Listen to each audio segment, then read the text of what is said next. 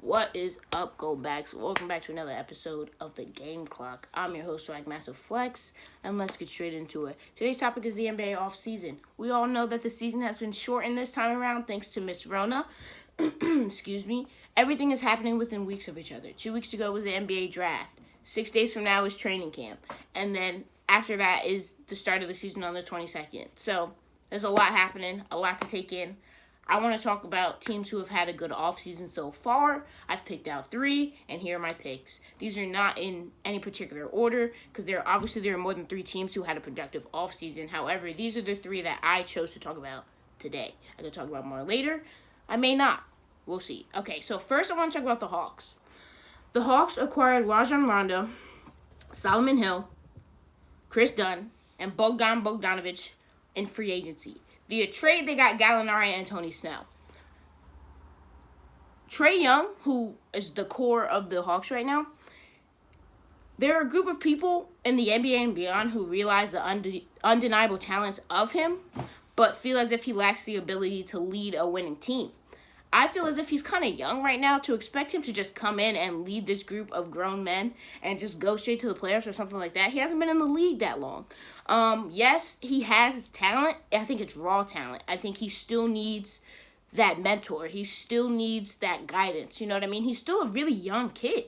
And just because Luka's able to do it with the Mavericks and Ja was able to do it with the Grizzlies, that doesn't mean every rookie who comes in and has a good year is going to be able to do it. That's just not the way things work. The moves made this offseason, though, by the Hawks give him a stronger team to lead instead of like a washed-up Vince Carter. No offense to Vince Carter, obviously, but this gives him a stronger team to lead, and he gets his guidance under Rajon Rondo.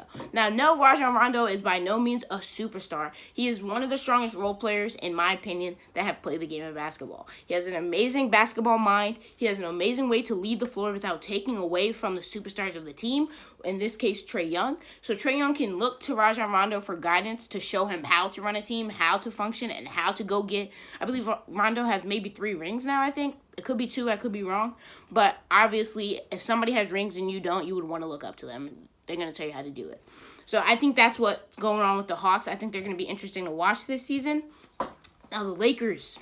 The Lakers made some crazy moves this offseason. They picked up Marc Gasol, Montrezl Harrell, and Wesley Matthews on free agency. In trade, they got Dennis Schroeder. Now, the Lakers had an amazing offseason that has some people expecting a back-to-back championship run.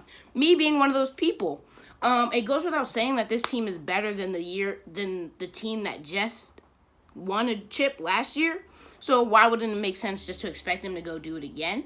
However, hopefully the season won't be shortened. Hopefully there's no bubble. Hopefully there's none of all these things that some people think can invalidate the championship. Personally, I don't think there should be an asterisk next to any championship.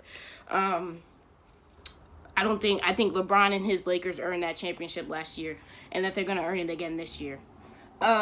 Lakers fans most definitely have a lot to look forward to, not just this upcoming season, but for years to come, as they just locked down LeBron James in a 2-year extension.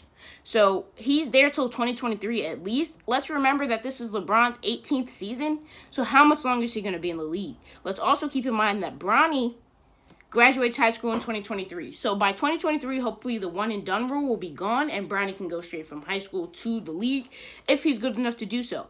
Personally, I think just his name alone, LeBron James Jr., is going to get him to the league. He might even be a lottery pick just based off LeBron James Jr. I've always thought LeBron's waiting to play just a season with his son, whether that's on the same team or against each other, and then I think he's out. I think he's always just wanted to pass the torch and let his son do his thing, because LeBron's getting old. Clearly, he has a mind that can work far outside of basketball. So I'm excited to see what life holds for LeBron after basketball.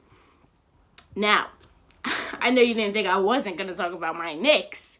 So, we made a lot of moves this offseason, and I'm not going to get into the specifics of them because it's not like we gained any superstars. It's not like we're going to go to the playoffs or have a winning season, anything like that. In the past years, the Knicks have been quick to spend their cap space on undeserving players simply because we had the cap space to give. It was just an incompetent front office. This offseason was a different story.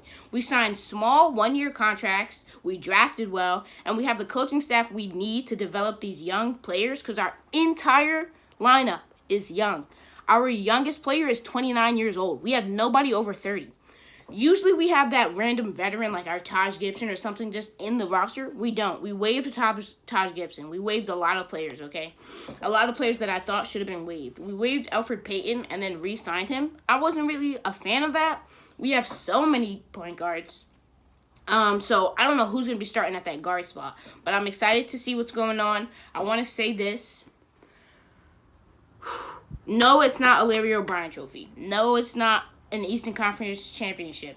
However, I believe we're witnessing the beginning of a successful Knicks rebuild because if we can win with a young core, we already have the young core. Now we need to develop them and learn to win with them. And once we're able to do that, we can attract free agents in coming free agency years. And then we can start becoming the New York Knicks again, the Mecca of basketball. Do you know how much the league would profit if the Knicks were good again? So now that we have a new front office, a new coaching staff, it's everything's stacked in our favor. So if we give this away, there's not much else we could do. However, it does look promising. So within the next 3 to 5 years, the Knicks are going to be good again. And I know that seems like a long time. I've been a Knicks fan for 17 years.